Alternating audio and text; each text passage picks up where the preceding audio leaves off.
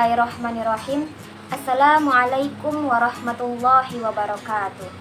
Alhamdulillahirabbil alamin wa bihi nasta'inu ala umuri dunya waddin. Asyhadu an la ilaha illallah wa asyhadu anna Muhammadar Rasulullah.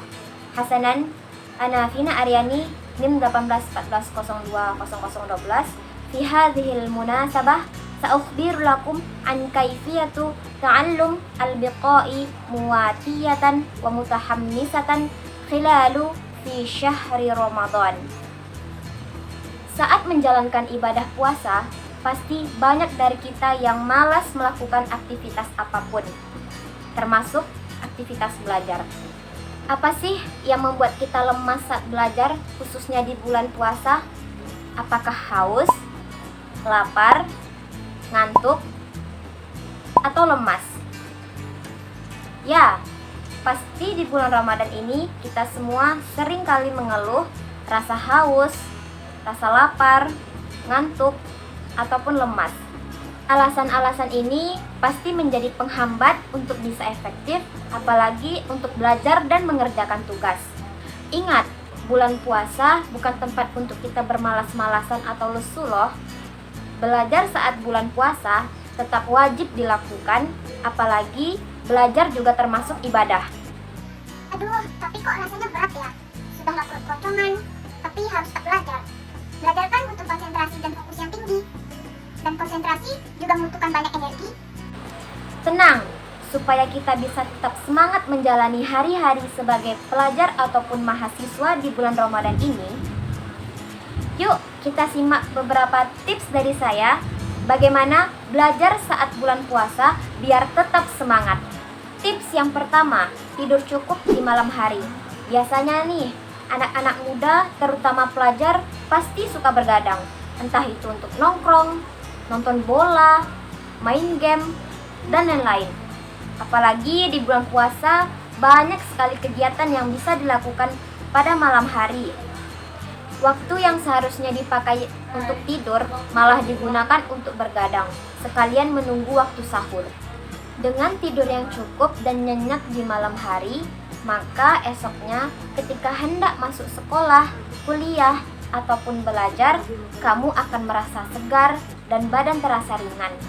Meskipun puasa, gak ada yang namanya malas ataupun ngantuk, karena kamu sudah tidur yang cukup di malam harinya.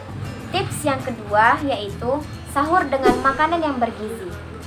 Pastikan menu makanan sahur terdiri dari makanan yang bergizi dan bernutrisi, supaya tubuh kita tidak lemas.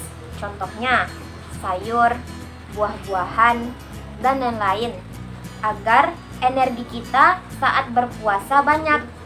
Belajar pun jadi semangat dan tidak mengantuk. Jangan sampai kita memilih makanan yang tidak bergizi dan bernutrisi. Dan lebih parahnya, kita melewatkan waktu sahur.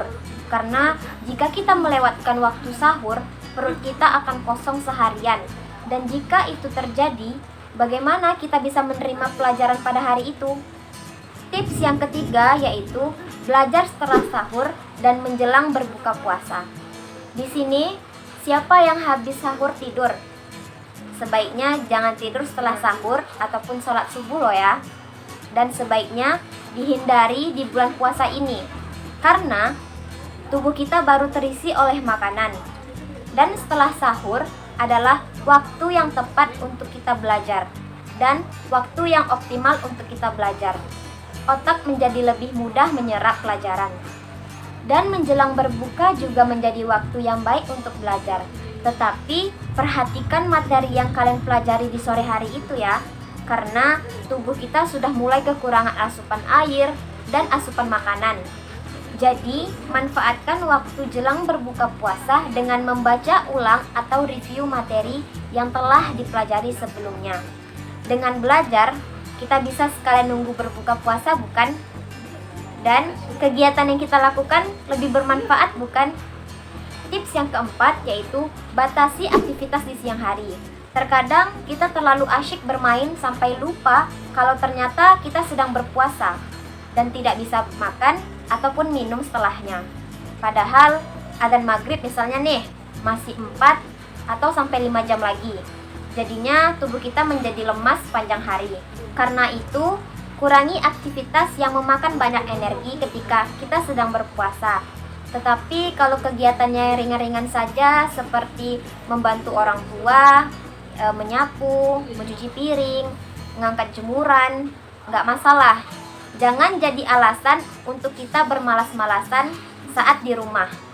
Tips yang kelima yaitu tidur siang. Dengan tidur siang sejenak, kita dapat merasa lebih segar setelah bangun dan siap untuk belajar. Tetapi jangan sampai seharian berpuasa hanya diisi dengan tidur ya. Cukup 30 menit saja sampai 1 jam saja. Dan teman-teman semua tahu nggak? Tidurnya orang berpuasa itu adalah bernilai pahala juga loh. Tapi ingat, jangan seharian puasa kita diisi oleh tidur. Contohnya, dari subuh sampai menjelang berbuka. Tidak boleh ya teman-teman. Tips yang keenam yaitu olahraga ringan. Walaupun berpuasa, jangan sampai olahraga tidak kita lakukan ya teman-teman. Olahraga penting untuk kesehatan tubuh agar tubuh kita tidak kaku. Dan itu aja tips-tips dari saya. Semoga bermanfaat dan semoga bisa teman-teman amalkan. Sebelumnya, selamat menjalankan ibadah puasa. Yumkin hadza minni syukron ala ihtimamikum wa afwan ala kulli khata'i. Wassalamualaikum warahmatullahi wabarakatuh.